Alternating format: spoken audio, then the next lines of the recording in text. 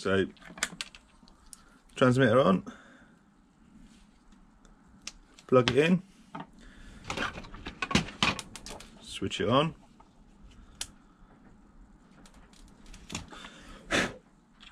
What's up guys, welcome to the garage. We have got the JJRC Q65 on the workbench today for some upgrades.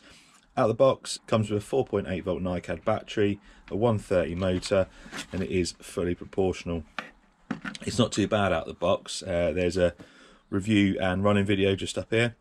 Check that out if you've not already seen it, and you'll see it's not actually that bad. I have tried it with a 7.4 volt lithium ion, just stock, and that does make quite a bit of an improvement. And then I have also now put a 180 motor from WPL in there, and again it's given it a lot more torque, especially with that lithium ion battery. Now the issue I've got two issues with this. The first is the steering, which I'll just show you now. So it is fully proportional, but watch the steering. It's just a bit twitchy, and it just doesn't aid the control of this thing, which I don't really like. And then the other thing that doesn't aid the control is the slight delay on the throttle.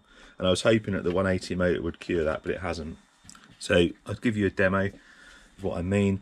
When you initially put the throttle down, it actually has a bit of a pause before it does anything. So throttle down now, and then it starts going. Now that really doesn't help with the control for this thing. So if I go full throttle, pause, and then go. So to me, that doesn't really sit well with me for this. I want to be able to control this, and if I'm doing any trails and stuff with it, I don't want to have to consider getting a little bit of a run up first. I want to be able to crawl up to something and then just go over it. Although this is fine and it's fully proportional out of the box, I'm going to make a few improvements, and it's not going to break the bank. It's not going to cost a lot at all. So what I've got here is the WPL fully proportional kit. This is the B36 kit. It has everything you need apart from a steering servo, so I will add my own steering servo to it, and it even comes with a 7.4 volt lithium ion battery. I've done a little review of fitting this to one of my trucks, you'll be able to see that up there.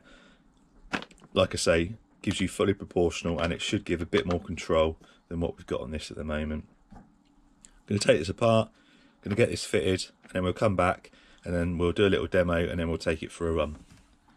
So nice and easy, body's held on by only 4 screws, and then it all comes off, and then you've got access to your servo, the electronics, and you can see the 130 motor there from the WPL. That's the electronics board out. The only issue I can see is the LEDs. There's 2 plugs for them, and they look a little bit bigger than the ones that will go in the WPL electronics board, but what I'll do is I'll probably cut them and I'll resolder the right size ones on and just put it into a single plug, and hopefully that will work okay. So the WPL servo, the 3-wire one, is exactly the same as the JJRC one, apart from 3 wires, and I can imagine, because I've used these a few times, it's not going to whine and be a little bit twitchy like that one. So that's all fitted.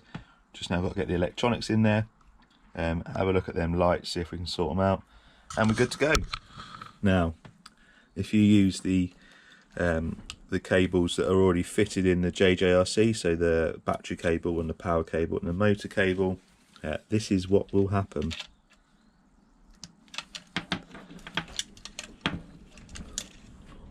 Switch it on.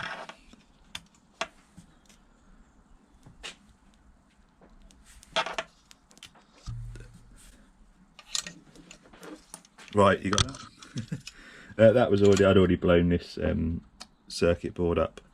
So, lesson learned. Check the polarity, so check your positive and your negative before you start fitting electronics.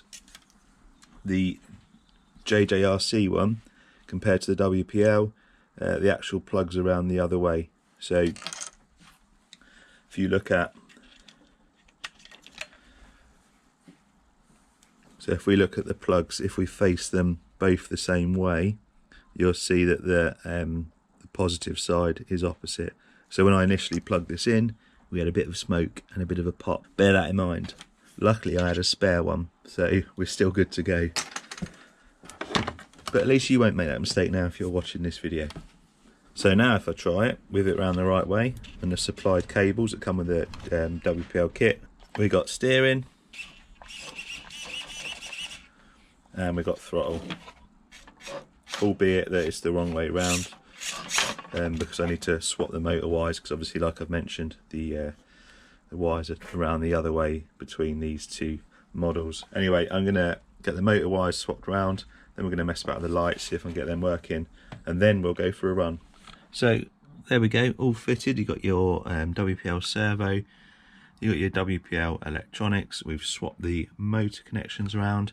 I've had to go for the WPL LEDs that you get with this kit as well, because the ones for the JJRC, I just couldn't get them to work. I had just red lights, and then I only had one light, and then one of the lights broke, so one of the cables broke. So we just gave up in the end, and I've just wired in the front lights for the WPL, which is actually probably a bit better, because these are the newer yellow ones, so they're a little bit more scale for this Jeep rather than bright white LED. So switch it on now, controls on, scale lights, and you got nice smooth steering, no jerkiness there, and then throttle straight away, no delay. So as soon as you hit the throttle now,